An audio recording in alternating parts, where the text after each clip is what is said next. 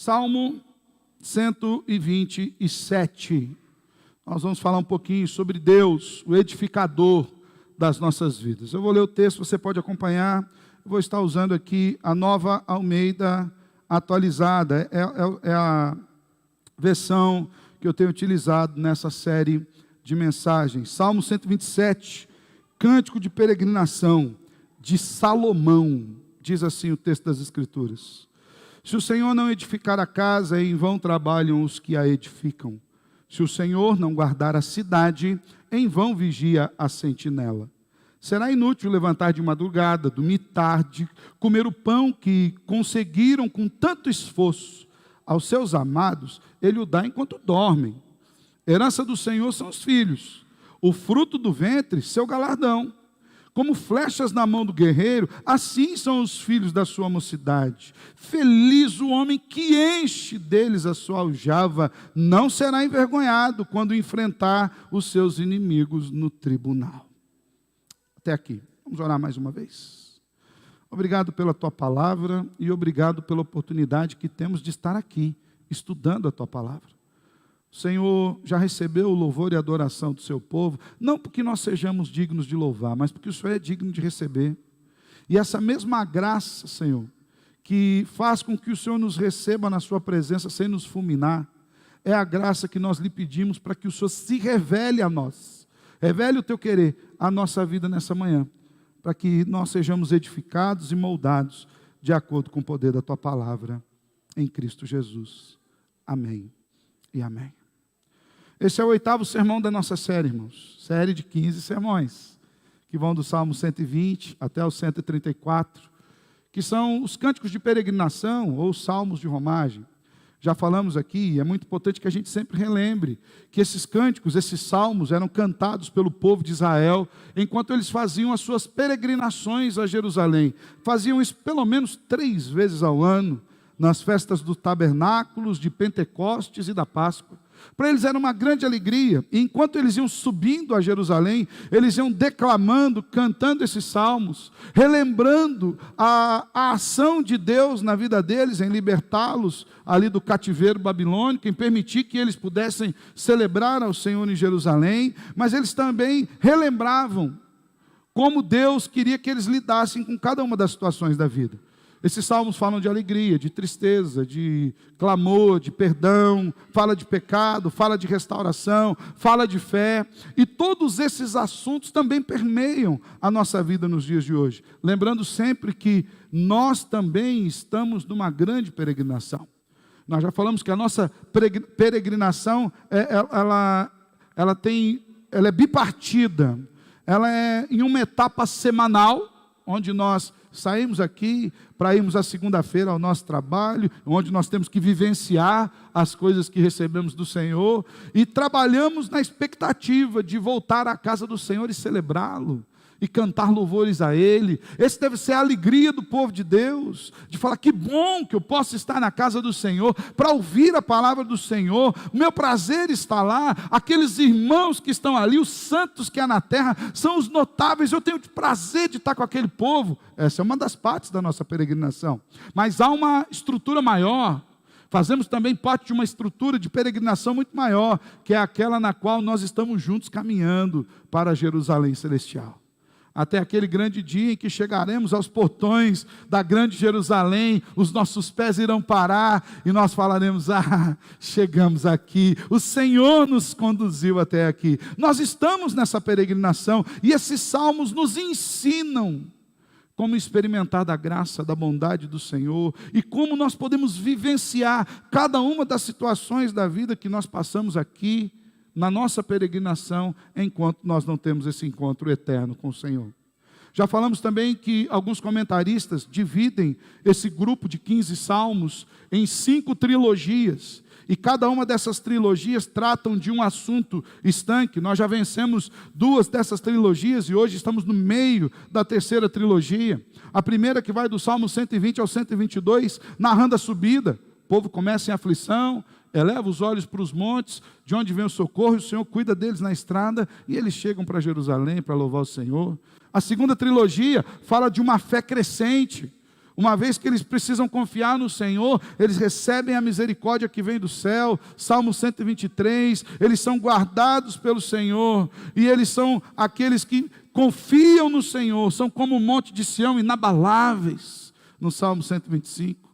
E nessa trilogia que nós vemos, essa terceira trilogia, nós estamos falando sobre a rememoração, do retorno e da restauração, de como Deus tirou o povo do cativeiro, e como Deus os ajudou, como Deus os conduziu, como Deus os abençoou na sua restauração, na sua reestruturação na terra, tal qual o Senhor fez com a minha vida e com a sua vida, quando nos tirou do cativeiro do pecado e nos restaurou em Cristo Jesus, nos tornando em novas criaturas em Cristo Jesus. Esse terceiro grupo de salmos fala dessa saída do cativeiro.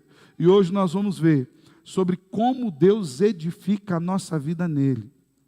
É interessante que esse salmo em específico, agora voltando mais os olhos para o Salmo 127 que nós vamos estudar hoje, saindo um pouco do contexto geral, diferente dos demais salmos que nós estudamos até aqui, este não é um salmo que ele trata necessariamente de experiências de luta que o povo estava enfrentando na caminhada. Esse é um salmo conhecido como salmo sapiencial, um salmo de sabedoria. Esse é um salmo escrito por Salomão. Talvez alguns irmãos nem sabiam que Salomão tivesse escrito salmo.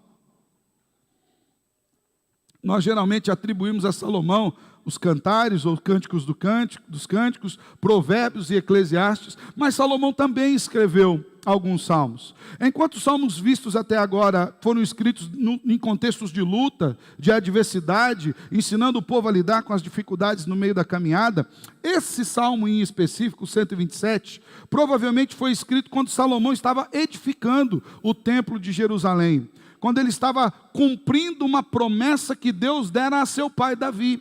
Na verdade, pelas mãos de Salomão, estavam sendo construídos os sonhos de Davi. Davi queria construir o templo, e Deus falou, não, você não vai construir o templo, no seu reinado derramou-se muito sangue, você é um rei sanguinário, então a sua posteridade construirá. E Salomão estava construindo o templo de Jerusalém.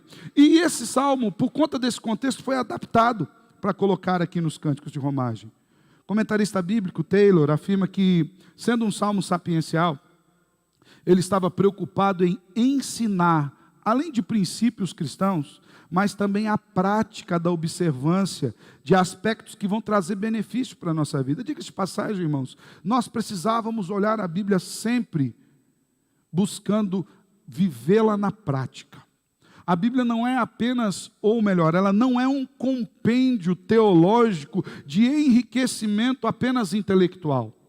A Bíblia precisa ser entendida como palavra de Deus, sabedoria recebida de Deus para ser praticada na vida. De maneira que não apenas esse Salmo 127, mas toda a palavra do Senhor tem o objetivo de gerar sabedoria do alto na vida do povo. Tornar os leigos em gente culta, não pela cultura do mundo, não pelo conhecimento do mundo, não pela apreensão de conhecimentos naturais do mundo, mas pelo conhecimento e crescimento espiritual, reconhecendo quem Deus é. Essa sabedoria vem do alto. Tiago já diz isso, capítulo 3, versículo 17, que ela é pura, ela é pacífica, ela é gentil, ela é amigável, cheia de misericórdia e de bons frutos, ela é imparcial, ela é sem fingimento. Uma sabedoria que vem de Deus, ela é transformadora e pode nos ajudar nos dias que nós estamos vivendo. Esse salmo, ao mesmo tempo que ele lida diretamente com o seu contexto do passado, ele tem ensinamentos profundos para os nossos dias de hoje. Olhe para os nossos dias, irmãos. O quanto nós precisamos de sabedoria de Deus, o quanto nós precisamos entender que Deus é aquele que edifica a nossa vida. Estamos vivendo em meio à instabilidade por todos os lados. Instabilidade de empregos, de sustento, de saúde, de família, de vida. Agora, sexta-feira à noite, já estava até deitado, ainda mostrei para a Patrícia, olha aqui, ó. Delcia mandou um recado vindo lá de onde ele trabalha, falando, pastor, ó, agora, isso era quase 1h da manhã, acabou de acabar o oxigênio de uma das UPAs da cidade. Então, o pessoal está correndo lá, levando cilindros para lá. E aqui onde eu trabalho, que é uma instituição particular, que em tese não teria dificuldade para adquirir, porque às vezes a gente joga essas questões no poder público. Ele falou, aqui está acabando também. E os casos estão aumentando. E muita gente não consegue entender, porque a vacina, a remédio, a distanciamento, e o caso está aumentando. Ninguém ainda tem um conhecimento completo. Que dias difíceis, irmãos. Que dias difíceis. Dias de confusão, onde nós vemos o poder político querendo criminalizar médicos que querem tratar de pacientes. Isso é um absurdo. Eu imagino, Dani, desespero de se formar na faculdade, deve ter ralado o cérebro um pouco para vestibular e tudo mais. E depois vem alguém que não tem conhecimento algum, dizendo, não, você não pode dar esse remédio aqui, porque você não tem capacidade. Porque esse remédio não tem a cor política que eu acho que ele deva ter. Quando alguém de nós aqui perguntou, irmão, de onde vinha o remédio? Nós já tomamos vacina, ó. Você tomou as que você queria, as que você não queria, as que você nem sabia, as que você foi pego de surpresa. Esses dias eu conversava com um irmão e falou, pastor, eu fui lá tomar a vacina do Covid. Quando eu cheguei lá, descobri que eu estava devendo mais 5 vacinas. Fui atrás de uma agulhada, saí lá igual uma peneira. O povo falou, não, agora você não vai aplicar do Covid, não vão aplicar todas as que você está devendo aqui. Aplicou um monte de vacina. E ele falou, e eu ainda saí devendo, porque tinha algumas vacinas que não podia aplicar ali com a do Covid. Fui para casa para voltar para tomar o resto daqui a um tempo. Quando foi a sua preocupação se a vacina veio da Alemanha, da China, da Coreia, do Japão, da Escócia, se ela foi feita no quintal de casa? Algumas de vez em quando aí a gente pega o povo com as malandragens fazendo, mas nós nunca nos preocupamos. Estamos vivendo dias em que precisamos de sabedoria, de confiança no Senhor, porque os dias são instáveis. Essa pandemia tem exposto a nossa fragilidade e é premente a necessidade de nós confiarmos no Senhor. Quantas notícias nós não estamos tendo de pessoas que tomaram tudo quanto é remédio que você possa imaginar, inventaram mais uns outros tantos, tomaram também, tomaram vacina, fizeram tudo que podia ser feito, pegaram a doença e vieram a morrer. Há alguns dias falávamos, não, o problema é com as pessoas de idade. Há poucos dias enterramos jovens, saudáveis, fortes, atletas. Gente que a gente imaginava que ele ia matar o Covid na força dele. A doença tem exposto o quanto nós somos frágeis. E esse salmo nos relembra da necessidade de nós confiarmos a nossa vida a Deus, porque é Ele quem nos edifica, não é a força do nosso braço. E nessa perspectiva, irmãos, estudando esse salmo, nós vamos ver apenas 2 aspectos. Primeiro aspecto é que esse Deus edificador, esse Deus que edifica a minha vida e a sua vida, Ele é um Deus que cuida da construção da vida, da proteção da vida e da provisão da vida. Ele está no começo, no meio e no fim. O salmista escreve, Salomão, se o Senhor não edificar a casa, em vão trabalham os que edificam. Se o Senhor não guardar a cidade, em vão vigia a sentinela. Será inútil levantar de madrugada, dormir tarde, comer o pão que conseguiram com tanto esforço. Aos seus amados Ele o dá enquanto dorme. Como já dito, esse salmo ele foi inserido aqui no conjunto dos salmos de romagem, para ajudar o povo com sabedoria, no momento em que eles estavam se restabelecendo em Jerusalém, depois de 70 anos de exílio. Eles estavam vivendo estabilidade. Haviam vivido 70 anos exilados, 70 anos fora da sua terra, 70 anos distante dos seus costumes, 70 anos sem ter um lugar específico para adoração, para oferecer sacrifícios ao Senhor. 70 anos sem poder ler as Escrituras livremente, 70 anos recebendo de uma cultura que era contrária aos valores de Deus, e agora eles iriam dar início, foram libertos pelo Senhor, iriam dar início à reconstrução das suas vidas, de novo na sua terra, no caminho certo onde eles estavam, de onde eles nunca deveriam ter saído, mas saíram por conta do pecado. Então eles estavam voltando desse exílio, com expectativas, mas com medos, com dificuldades.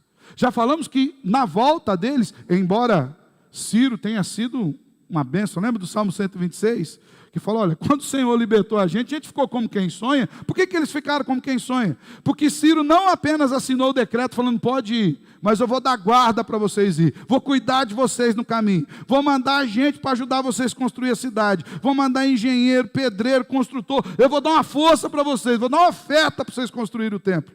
Ele falou, a gente ficou como quem sonha. 70 anos de cativeiro, e quando liberta vem um milagre desse tamanhão assim, quem esperava isso? Para a gente foi como se fosse, é inacreditável. Embora houvesse esse sentimento de alegria no coração do povo, as adversidades estavam lá. 70 anos fora de casa, tinha gente morando lá há 70 anos, que tinha ocupado aquela terra, pessoas que eram hostis a ele, e agora eles eram chamados a essa reconstrução. Mas eles não eram chamados a construir com o seu próprio braço, porque Deus era o Deus que iria os reestabelecer. E o salmista começa dizendo aqui, olha aqui, se o Senhor não edificar a casa, em vão trabalhos que edificam. Como é que casa é essa? A referência primária aqui é a construção literal de uma residência. Mas na qualidade de um cântico de romagem, como esse daqui, composto por Salomão, a ideia central é da edificação do templo. A ideia de que eles deveriam colocar Deus em primeiro lugar. Às vezes, quando nós olhamos assim, se o Senhor não edificar a casa, é em vão trabalhos que edificam, a nossa ideia primária é que, com respeito à nossa própria casa ou com as nossas edificações. Mas aqui, a grande questão é um alerta. Salomão está dizendo, se o Senhor não edificar. Então, o que eles precisavam em primeiro lugar, era buscar o auxílio do Senhor, a direção do Senhor. O contexto ainda que remeta à reestruturação da sua família, a reestruturação, a construção da casa em si, da literalidade. A grande questão aqui é que eles precisavam aprender a depender de Deus. Foi Deus quem havia os libertado do cativeiro babilônico. Foi Deus quem havia os conduzido por intermédio de usando Ciro, o qual Deus chama de seu servo. Agora eles precisavam depositar a confiança em Deus, porque se não fosse o Senhor quem os reestabeleceria no seu lugar, não seria eles que fariam isso pela força do seu braço. Perceba o contraponto aqui da edificação feita por Deus e a edificação fundamentada nos esforços próprios. A edificação de Deus é segura. Quando ele fala, se não for o Senhor que edifica, a outra edificação é vã. Ao passo que a edificação humana é fundamentada nas suas percepções particulares, é passageira, é vazia, é sem fundamento. A chamada aqui é para que eles voltassem para a sua terra com Deus em primeiro lugar, colocando Deus em primeiro lugar na sua vida. Quando o Senhor nos salva, nos tira do cativeiro do pecado e nos faz novas criaturas, a Bíblia diz que tudo é feito novo. Nós não mudamos apenas o lugar em que congregávamos e agora vamos viver a nossa vida lá fora de qualquer jeito, mas agora eu vou no culto. Eu virei um crente? Não, eu virei um pecador com vida elétrica. Sabe, às vezes você compra aquele carrinho popular, né? Você fala assim, carrinho às vezes é devagarzinho, você fala, não, mas tem vida elétrica. É um carrinho normal. É que a gente fala, não, agora eu sou pecador, mas eu vou no culto.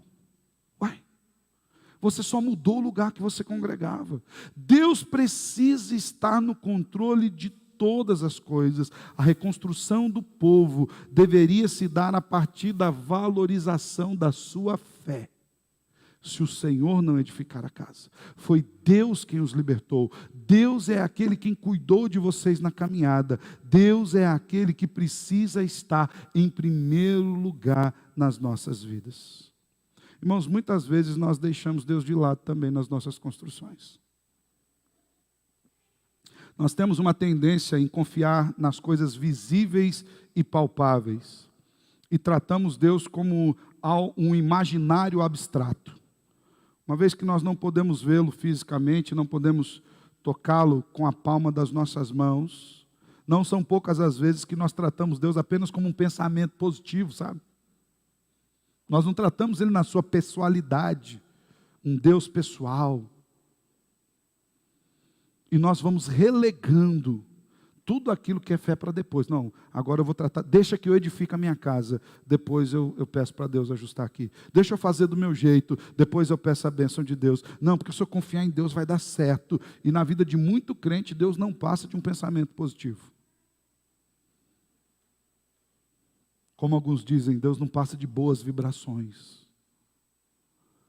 Isso é uma maneira de tratar Deus misticamente, desassociado de quem Ele se representa, de quem Ele se revela nas Escrituras. A edificação de Deus é segura.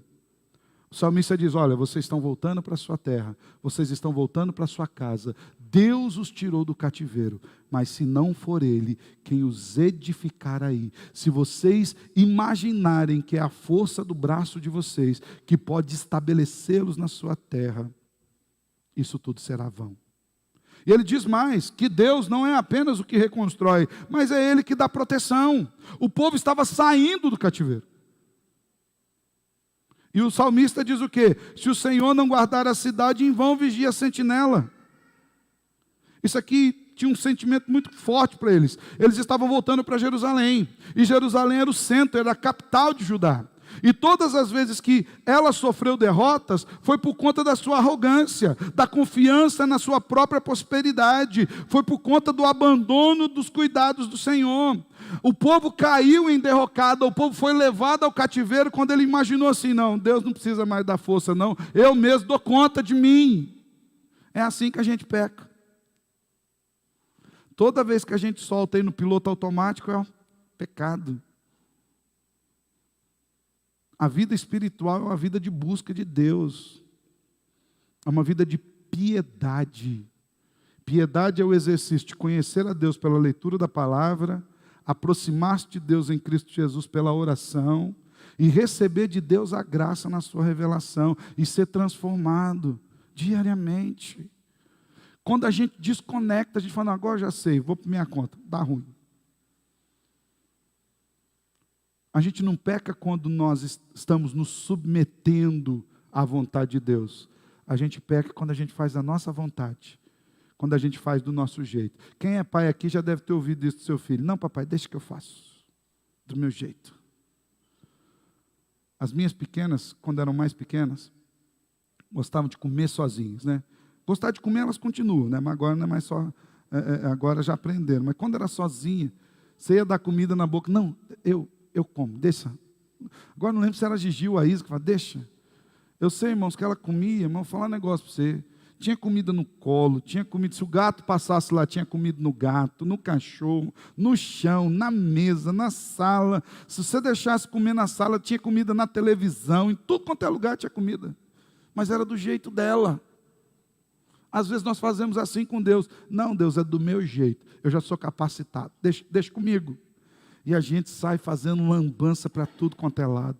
O salmista está lembrando, olha, todas as vezes que vocês confiaram na guarda de vocês, vocês caíram, até que Deus de fato falou, então agora eu vou deixar vocês andarem pelos seus caminhos, e os castigou com o cativeiro babilônico.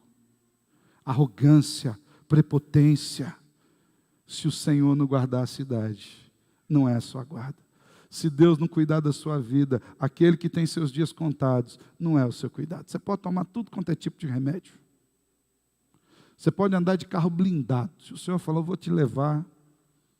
Primeiro que ele não precisa disso. Já falei para os irmãos que eu tenho medo de andar de avião. Eu falo que eu tinha, porque agora sim, eu já confio em Deus. Mas o processo de ida é sempre meio tenso.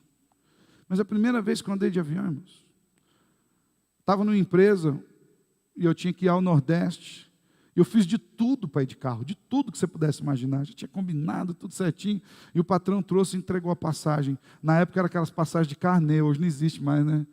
Eu tenho carnê lá, não tinha código de barra, QR Code, irmãos, eram números, carnezão, assim, tinha umas 10 vias, não sei por que tanta via de passagem, tinha carnezinho bonitinho, parece aqueles carnezinhos, os mais antigos vão lembrar, os carnezinhos do baú, lembra disso? Grampeadinho, vinha a passagem. Eu falei, não, mas eu vou de carro. Até que o patrão falou assim, qual parte de você vai de avião que você não entendeu? Está aqui, a passagem. Com o meu nome ali. Então tá bom, né? Por livre, espontânea pressão, eu fui. Subiu ao avião, irmãos. Se eu não me engano, era a VASP ainda. Foi ontem, né? Logo ali. Ninguém precisou pedir para eu apertar o cinto. Porque a hora que eu entrei no avião, a primeira coisa que eu fiz ao sentar foi apertar o cinto. E procurei aquele 3 pontos, ele não tinha. Só tinha o da cintura. Eu falei, que negócio mais inseguro, né? Coloquei o cinto ali e fiquei. Na janela. Aí o avião foi taxiar na pista, já deu tremedeira a hora que ele deu ré. Até que ele subiu, eu grudei no banco, acho que as minhas digitais estão naquele banco até hoje. Grudei ali, sim. E quando eu estava lá, hoje mudou isso, graças a Deus. Mas quando eu estava lá voando já à altura, vem o piloto e fala assim, vou dar dados para uma viagem segura. Eu não sei segura para quem. Porque ele falou, nós estamos a 8.000 pés de altura. Isso não me deu segurança alguma. Estamos a 800 e tantos quilômetros por hora. Isso eu não vou esquecer, a temperatura lá fora é menos 64 graus.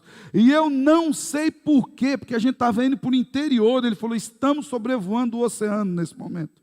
Eu falei, o que esse avião veio fazer em cima do mar? Tudo que eu tinha mais medo. E pode parecer brincadeira, mas eu comecei a passar mal. Começou a me dar uma crise de ansiedade. As minhas mãos suavam, sudorese por todo o corpo, e eu comecei a ter uma respiração mais descontrolada, taquicardia. Aí eu lembrei, né? Pô, eu sou crente, vamos orar, né? E orei. Irmãos, é a última coisa que você lembra dessa hora. Vou orar agora, né? Tipo assim, já vai cair mesmo, eu estava contando, eu nem era casado, irmãos, era noivo. Eu falei, Senhor, vim casar agora. Tá bom, né? Fui orar, irmãos. É como se o Senhor tivesse falado aos meus ouvidos, Alessandro, larga disso. Eu não preciso de absolutamente nada para manter a sua vida ou para tirá-la. A sua vida não está na mão do piloto, a sua vida está na minha mão. E se você tiver que morrer de acidente de avião, ele cai na sua cabeça, onde você estiver. A sua vida está nas minhas mãos. Eu só lembro de ter acordado em Recife. Dormi. Em paz. Se não for o Senhor quem nos guarda, se não for Deus cuidando da sua vida, não é o piloto do avião, não é a máquina, não é a tecnologia, não é o remédio, não é a sua capacidade, não é o seu poder aquisitivo de comprar, de internar. Se não for o Senhor que guarda, em vão vigia a sentinela, o esforço é inútil. Lembrem, vocês estão saindo do cativeiro. Todas as vezes que vocês confiaram em vocês, deu ruim. Quando o Senhor guarda, é Ele que guarda. Ainda que tivesse guardas em Israel, ainda que Israel tivesse um exército, homens capacitados para defendê-los, isso não era o suficiente. Em vão vigiava a sentinela. A verdadeira proteção vem do Senhor. Este salmo relembra os peregrinos de que Jerusalém não era um lugar de proteção e de segurança em si mesmo. Tudo dependia de nós, do Senhor. Esse salmo relembra a mim e a você, peregrinos hoje, que aquilo que nós podemos fazer não dá segurança por nós mesmos. A nossa vida está nas mãos do Senhor, todos os dias. De maneira que você pode ter 50 Covid, se não for teu tempo, você não vai.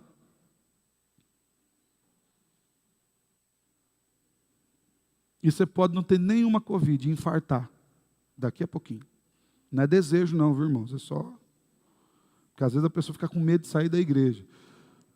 Às vezes eu falo, não, já pensou se você pode morrer lá fora? O povo está aqui, os diáconos vão embora. Não vou sair não, o pastor falou um negócio ali, fiquei meio com medo.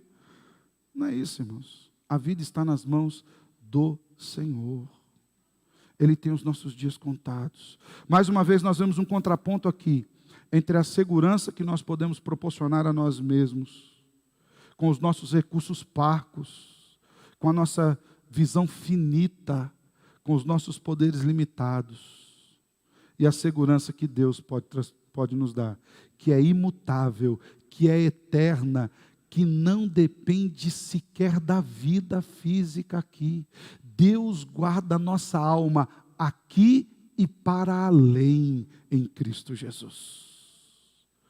Você entende o que é segurança?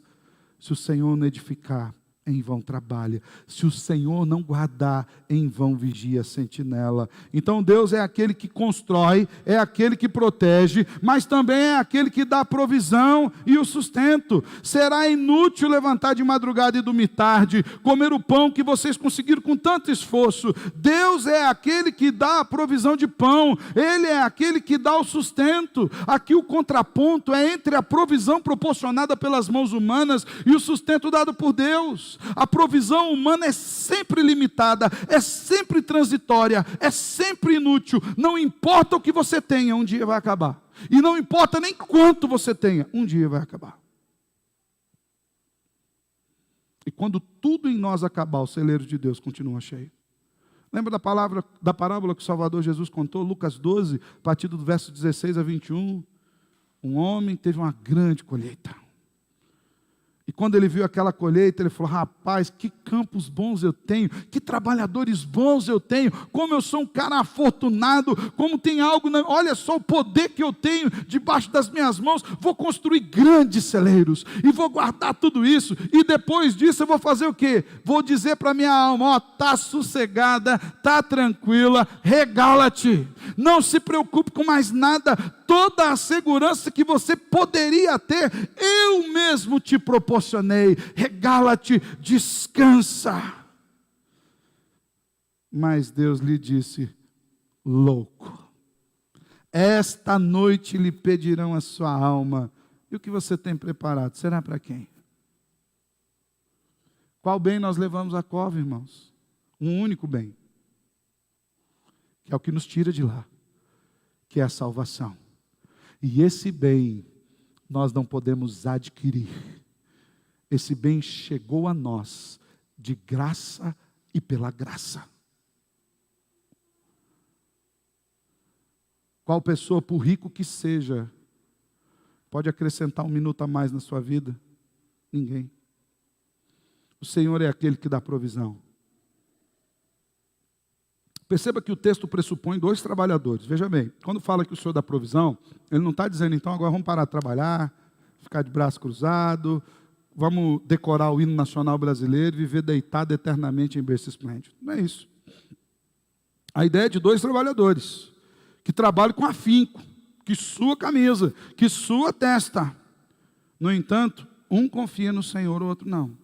Os 2 vão trabalhar arduamente, mas um reconhece que o sustento e a provisão vem de Deus, e o outro se ilude, imaginando ser o seu próprio provedor. Esse exemplo aqui era fundamental para o povo. Sabe por quê? O povo estava novamente começando a praticar os mesmos erros que os havia levado ao cativeiro. Porque quando eles voltaram para Jerusalém, a primeira coisa que eles preocuparam em edificar não era o templo do Senhor, não era o centro da sua adoração, mas eles focaram nas suas necessidades pessoais, nas suas próprias casas, e eles estavam caindo no mesmo erro que os levou ao cativeiro. A gente faz isso. Isso precisa ser um alerta para mim e para você. Não são poucas as vezes que a gente corre atrás das nossas coisas, do nosso trabalho, e a gente vai deixando Deus de lado. Não, Deus depois, pastor, domingo que vem tem de novo, e o outro domingo tem de novo, e a gente vai deixando Deus de lado, e Deus não é uma prioridade na nossa vida, Ele é um adendo.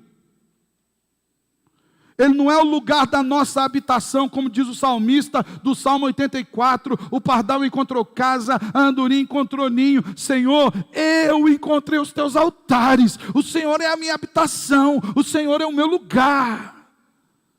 Deus é o lugar que a gente visita, não é o lugar que a gente habita. Esse salmo traz sabedoria para nós pensarmos nisso. Porque às vezes a gente imagina, não, pastor, vou trabalhar mais um pouquinho. É aquele negócio de às vezes o filho, não, meu filho não veio na escola bíblica hoje. Por quê, pastor? Estava estudando, não teve outros dias semana? Não teve mais nem um dia semana? Não, pastor, mas que ele precisa estudar domingo. Irmãos, se não for o eterno, esquece. Se não for o eterno, esquece. Dia do Senhor é do Senhor. Ele já deixou isso aí que é exatamente para tratar com o nosso coração. Cantamos aqui, primeiro reguezinho, pá. Ele disse, haja noite, dia, água e céu, haja linda natureza. Ele fez o sol, fez a lua, as estrelas. Ele fez tudo em 6 dias. E depois ele fez o quê?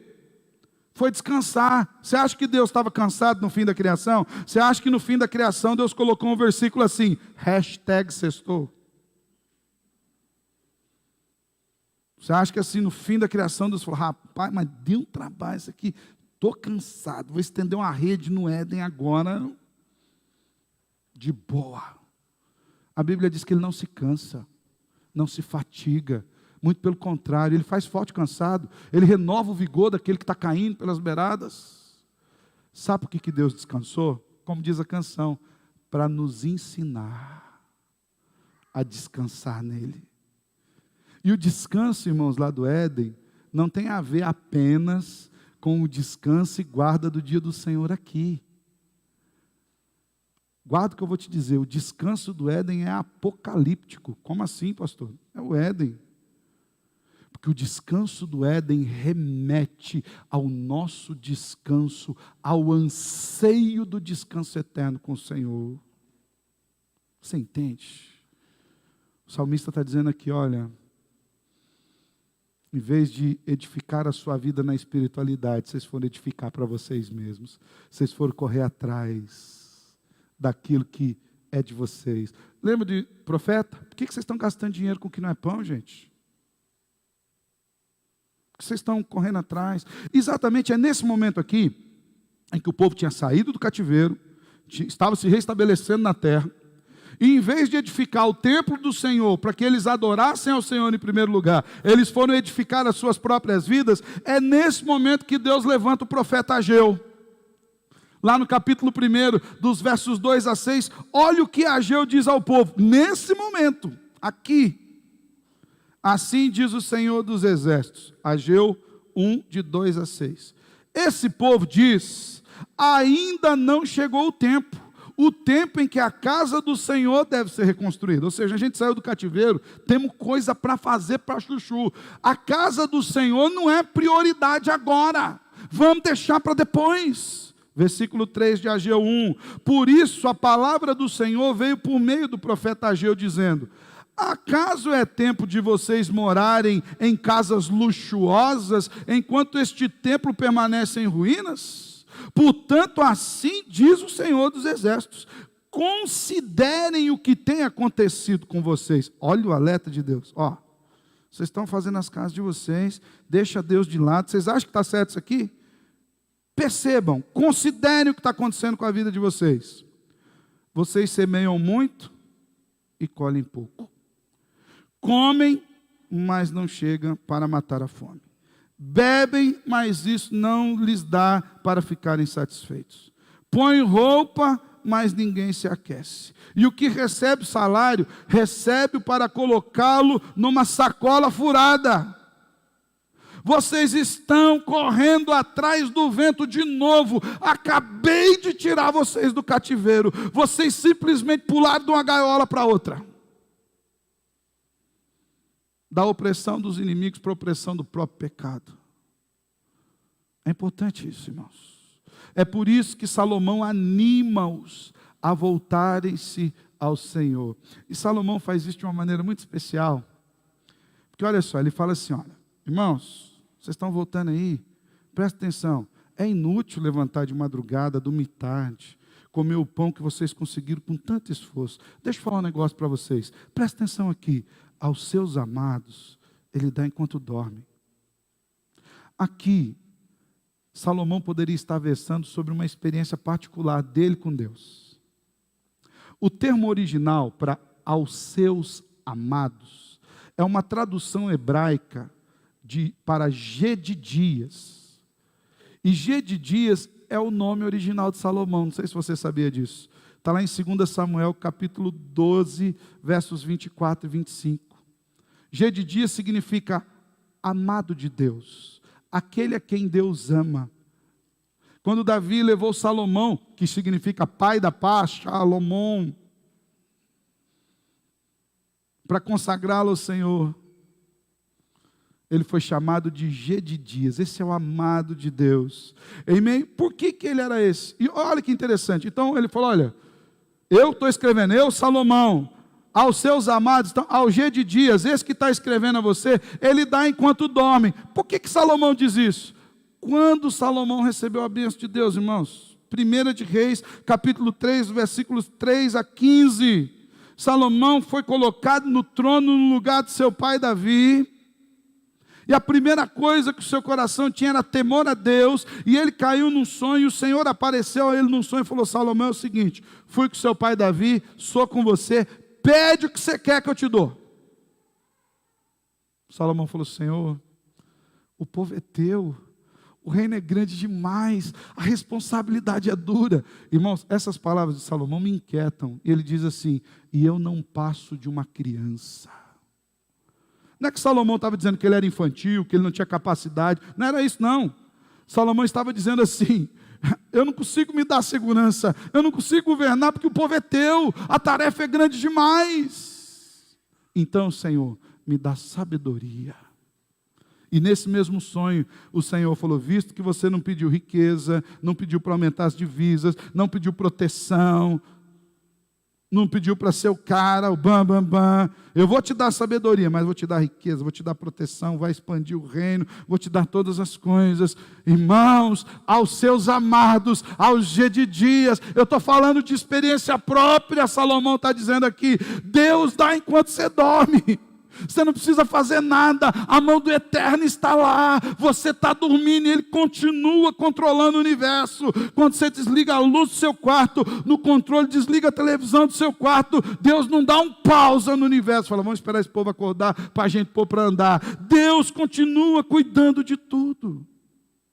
Salomão estava afirmando que a edificação de Deus vem sobre o povo dele, quando esse povo não tem nada o que fazer. Se existe um dos períodos que nós estamos mais inativos e vulneráveis, é durante o sono. Mas Deus continua cuidando de nós. Deus continua cuidando de nós. Você pode dormir e acordar, seu emprego está lá, seu carro está lá, sua família está lá, sua vida está lá. As coisas continuam, porque Deus está no cuidado. A edificação de Deus enquanto nós dormimos é mais eficiente do que a edificação que a gente promove para nós mesmos quando a gente está acordado. O que ele está querendo dizer é o seguinte, quando você não pode fazer nada, aquilo que pode fazer tudo, está fazendo tudo aquilo que pode. Você não pode fazer nada, mas Deus continua ativo. Irmãos, o Deus que edifica as nossas vidas e que cuida de nós em todo o processo, do início ao fim, é o Deus da reconstrução, é o Deus que constrói, protege e dá provisão. Salomão mostra que o primeiro pilar de uma vida genuinamente cristã é estar em Deus, estar confiante e seguro na ação do Senhor. Em segundo lugar, a gente já vai terminar também, esse Deus edificador das nossas vidas, é o Deus que vai além de nos proteger, de nos construir, é o Deus que nos dá família, posteridade e honra. E aqui, Salomão está ensinando para eles um valor que é muito importante, que também tem sido perdido nos nossos dias, que é o valor da família. Hoje as pessoas não colocam mais a família como um projeto de Deus. Muitas pessoas que inclusive buscam constituir família, fazem para o prazer próprio, não veem na família uma ferramenta de glorificar a Deus. De maneira que a visão sobre os filhos já é diferente, a visão sobre o trabalho é diferente, a visão de casamento é diferente. Não são poucos os jovens que casam para si mesmos, para o prazer próprio. Eles casam para poder sair de casa, para poder ter sua vida e ninguém dando pitaco sobre eles, e para poder exercer sua sexualidade livremente. Pouquíssimos casam pensando, não, vou glorificar a Deus com esse casamento aqui. Tem lá um santo ou outro que tem esse pensamento, é raro, irmão, é raro, é raro. A maioria casa para si mesmo, para o prazer próprio. A herança do Senhor são os filhos, fruto do ventre, seu galardão. Como flechas na mão do guerreiro, assim são os filhos da mocidade. Feliz o homem que enche dele a sua aljava, não será envergonhado quando enfrentar os seus inimigos no tribunal. No segundo momento, o Salmo volta-se para outra questão essencial na vida do povo de Deus, a família. A primeira questão é a fé. Lembre-se, é Deus que edifica, é Deus que fundamenta. Pare de correr atrás do vento, confia no Senhor. A segunda é a família. Mesmo o povo tendo sido liberto por Deus, não foram todos os cativos que voltaram para Jerusalém, sabia disso? Por incrível que pareça, na hora que liberou o cativeiro, teve muita gente que falou, vou não, que tá bom, sossegado aqui. Estamos de boa na lagoa aqui, gente. Para que mexer com isso? Tinha aqueles que queriam voltar, mas tinha gente que queria ficar na terra. Muitos optaram por ficar morando naquela região. Afinal de contas, a gente precisa até entender. 70 anos ali. Os samaritanos foram um desses. Por que os samaritanos eles eram vistos de maneira depreciativa pelos que haviam voltado do exílio? Porque eles falaram, aqueles lá se acostumaram com o povo lá e ficaram para lá. A gente não tem nem que conversar com eles. É por isso que tinha rixa entre judeus e samaritanos. Uma grande parte do povo havia se casado lá na terra. Lembra Jeremias 29? Vocês casam aí, plantem aí, vivam aí, busquem a paz aí, porque na paz da cidade é a sua paz. E vou dizer mais, enquanto não tiver 70 anos, vocês nem vão sair daí. Então toca a vida aí mesmo. Muitos se casaram. Outros tantos, 70 anos. Tinha gente que tinha nascido ali. Teve gente que nasceu e morreu ali. Passou toda uma vida, um ciclo. Aquele lugar não era um lugar onde eles, para muitos o lugar não era o lugar para onde eles haviam sido exilados, era o lugar da sua morada original. De forma que os que estavam voltando para a sua terra, além de enfrentar a hostilidade dos habitantes, como nós já falamos aqui, e as adversidades que eles tinham para a reconstrução, eles ainda enfrentavam uma escassez de mão de obra. E Deus coloca para eles, eu vou abençoar vocês com o que vocês precisam. Como? Dando famílias fiéis. Eu vou dar a minha herança, os filhos. Eu vou dizer para você, irmãos, a família cristã ainda é um exemplo e um alento no mundo de hoje. Porque também conosco acontece isso. Tem gente que é liberto do cativeiro do pecado, mas ele sempre morou ali. Então, a igreja não é o ambiente natural, esse negócio de céu. Tem gente que quando o pastor fala de céu, ele até arrepia. Fala, meu Deus do céu, vai ser esse negócio mesmo? Eu acho que vai ser meio chato. Não tem Netflix, Amazon, Disney. Será que vai ter PlayStation no céu? Fast food, iFood do céu? iNuvem, sei lá, alguma coisa assim. Como é que vai ser? Porque nós estamos acostumados com as coisas daqui. Nós temos dificuldade de falar em espiritualidade, porque como nós temos uma mente dividida, nós imaginamos que espiritualidade não é o aperfeiçoamento ou a santidade, a perfeição de coisas que temos aqui. É quase que a negação das coisas que nós temos aqui. É quase que um ascetismo, como a gente, não, vamos abrir mão de tudo isso aqui. O povo tinha um pouco dessa ideia. Mas a gente está voltando para Jerusalém, mas a gente está... Lembra do povo saindo do Egito?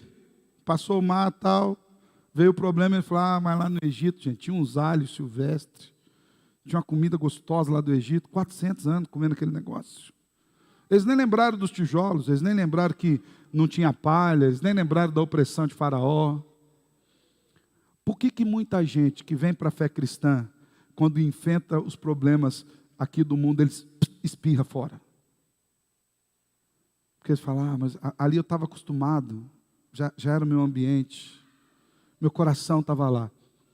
Nós precisamos nos reestabelecer em Deus, receber a cultura do reino, ter a mente transformada pelo poder do Espírito. Por isso essa segunda parte do Salmo, dos versos 3 a 5, foca a sua atenção sobre o ato de edificar famílias e de criação de filhos, de mudar toda uma geração, a ideia é de mudar toda uma geração, de mudar toda uma estrutura. E diz que os filhos são o quê? Herança do Senhor. Os filhos eram a segurança da família. Quanto mais filhos, melhor. Você acha que é assim? Tem gente que se pudesse ter meio filho daqui para frente, ele tinha. Vamos ter, vamos rachar em dois. Eu cuido, você cuida metade, fica uma semana na minha casa, outra semana na sua. Que um dia vão ter filho de a meia, sabe? Um pouquinho lá, um pouquinho aqui, a gente racha para pagar as contas. Você vai comprar um tênis, roupa de criança é cara, irmãos. Você vai comprar uma calça jeans para um cara igual eu, 38 cada perna. Você paga lá 100 anos, você vai comprar uma calça jeans para uma criança, 2 palmos de tecido. Tem gente que pede 150 conto. Fala, mas o que tem nessa calça? Ela foi encolhida com um raio encolhedor, alguma coisa assim. Ela foi feita com 20 metros de pano e veio um raio cósmico e encolheu. Não pode custar esse preço. Tem gente que vê filho como problema, como despesa. Mas a Bíblia diz que eles são herança. Os filhos são dádivas de Deus, são herança bendita. Quanto mais filhos, melhor. O fruto do ventre é um galardão, é um presente, é uma alegria. E aqui em especial eu quero me dirigir àqueles que já são pais, àqueles jovens que são recém-casados e ainda não têm filhos, e àqueles que estão se preparando para o casamento. Deixa eu falar um negócio para você. Diferentemente da percepção que a nossa cultura tem sobre filhos, os cristãos não veem filho como problema. Filho é uma bênção. E digo mais, filho é um projeto de Deus para a vida do casal. Filho não é nem uma escolha sua. Sabia disso? Ele é um projeto de Deus para a nossa vida. Eles não podem, como a cultura diz, eles não podem ser frutos de experiências sexuais desventurosas de seus pais. Tem gente que, filho é acidente. Aconteceu.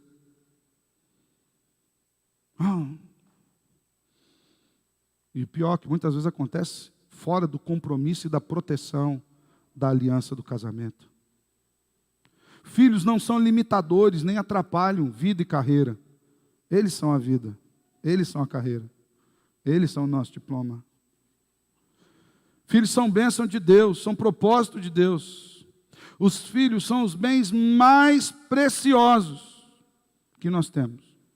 Não é o seu emprego, não é a sua realização pessoal, não é o seu diploma da faculdade, nem mesmo o seu status social. E digo mais, biblicamente falando, você não tem a opção de casar para não ter filhos. Você pode ter feito a opção, mas a Bíblia não te dá essa opção. Você fez porque você decidiu. Filhos são a herança de Deus. Filhos são projeto de Deus. É por isso que quando Deus restabelece o povo em Jerusalém, Ele fala, olha, vou falar um negócio para vocês. Gente ficou lá para trás? Ficou para trás. Vocês acham que vocês são pouco povo? São de fato pouco povo, mas a minha mão vai estar sobre vocês e tenham a visão que eu tenho, porque os filhos são a herança de Deus. Encham a casa de vocês. Alegrem-se nos filhos. O presente mais precioso que Deus deu a nós não foram carros, dinheiro, roupas. Foi um filho, o filho dele. A salvação podia ser um saco de dinheiro bem grande, né? Colocado no fim do arco-íris. Seria uma salvação meio... Eu esqueci o nome do bicho lá. Leprechal. Um trevo de 4 folhas. Não. A salvação foi a entrega do Pai, do seu próprio Filho, daquilo que era mais precioso. O Filho do Deus vivo foi à cruz, foi dado por nós. Nos dias atuais, este salmo exprime a alegria dos pais crentes ao refletirem sobre a dádiva dos filhos dados por Deus, a saber, a promessa de Deus que se estende à nossa posteridade. Atos 2, verso 39, havia uma preocupação, e o Senhor fala, olha, a promessa que eu estou dando é para vocês e para os filhos. Os filhos são dádiva de Deus, são herança bendita. Versículo 5, feliz o homem que enche dele a sua aljava, não será envergonhado quando enfrentar os seus inimigos no tribunal. Aqui a gente vê duas comparações importantes. Primeiro, e é importante que a gente lembre o contexto, o momento em que eles estavam lendo o texto naquele momento, e o que isso significa para nós hoje. Porque a gente fala assim, filho é como uma flecha. Tem gente que fala, é verdade, pastor, aquele negócio espeta a gente. Que as crianças dão um trabalho danado. Parece que é aquela flecha que você esqueceu, e quando você põe a mão, ela cutuca você. Eles dão trabalho mesmo, é benção. Tem que dar trabalho mesmo. Trabalho é saúde. Eu gosto de ouvir a molecada gritar aqui, falar. Achei lindo hoje. Até o Lucas subir aqui. Você não viu, Fran? Amanda levando eles lá para a escola dominical, para a salinha. Olha que eles subiram aqui, que eles bateram o pé, que viu que fazia barulho. O que eles fizeram? Vamos fazer barulho. É saúde, é alegria ver o desenvolvimento dos nossos filhos. E quando eles desenvolvem na casa de Deus, irmãos, esse é o melhor lugar para você trazer seu filho. A primeira comparação que ele diz é que eles são flechas na mão do guerreiro. O que isso significa? Significa que aqueles homens que entendiam de guerra, sabiam que quanto mais munição, quanto mais flechas eles tinham na sua aljava, ou seja, no lugar que eles colocavam nas costas, uma bolsa, mais eles tinham capacidade de caçar, de municiar, mais eles tinham capacidade de se proteger dos seus inimigos. O salmista está dizendo, olha, os filhos são a provisão de Deus. Um pai podia ser sustentado durante a sua idade de velhice pelos seus filhos. Lembra de como Deus usou José? Para tirar todo o povo, levar para o Egito, tirou José, trouxe o pai, trouxe a família. E qual foi a bênção que demonstrou o perdão de José para com seus irmãos? José falou, agora eu vou sustentar vocês, vou colocar vocês lá na terra de Gósen e vocês vão ser abençoados. Os filhos são o cumprimento da promessa feita a Abraão, de que o povo escolhido tornar-se-ia uma grande e numerosa nação. Eles são essas flechas que Deus nos dá para nos abençoar. E filhos abençoam, irmãos. Se eles não abençoarem é por conta do pecado deles, não é por conta do erro de Deus. São como flecha na mão do guerreiro. Outra comparação, eles dizem que os filhos nos trazem segurança. Feliz o homem que enche a sua aljava, porque não vai ser envergonhado quando enfrentar os seus inimigos.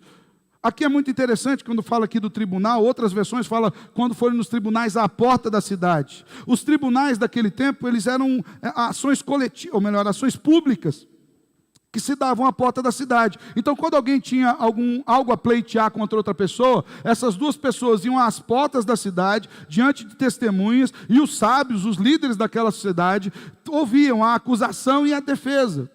De maneira que, se chegasse alguém para ser acusado, ou que precisasse de defesa, e essa pessoa não tivesse ninguém ao seu redor, ele era facilmente sobrepujado.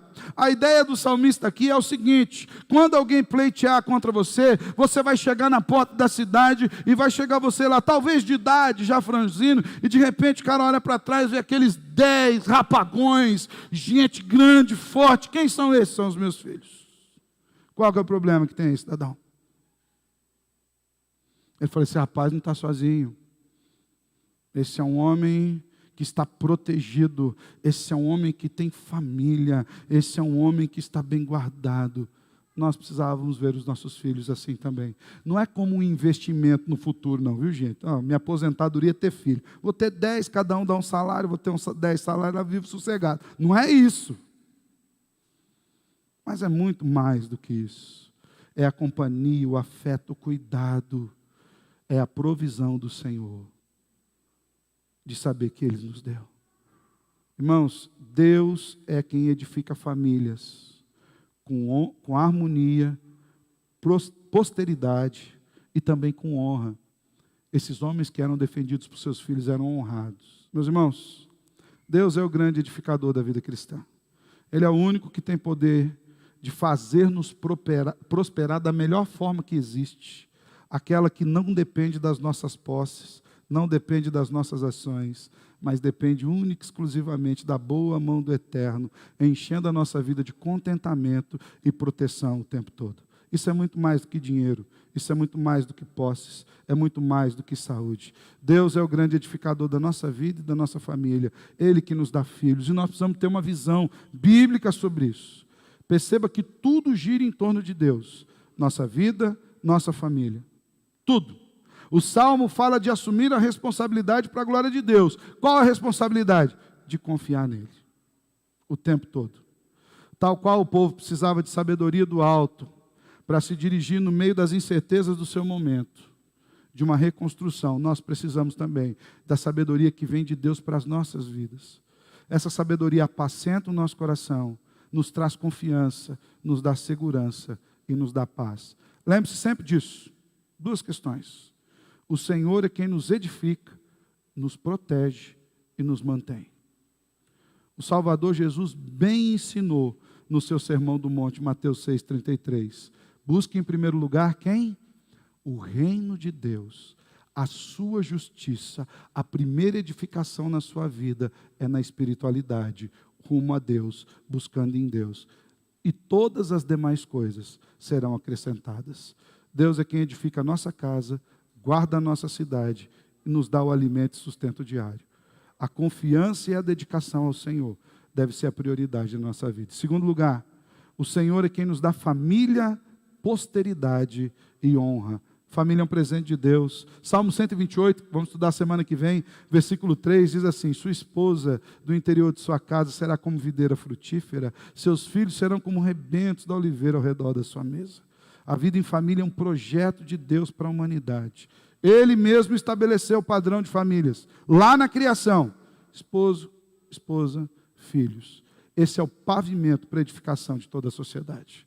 Que nós possamos confiar plenamente na ação do Senhor, sabendo que Ele cuida da minha vida, cuida da sua vida, cuida da minha casa, cuida da sua casa, dá-nos proteção e faz com que a nossa família frutifique para a sua glória todos os dias em Cristo Jesus. Amém? Fecha os teus olhos. Quero orar com você.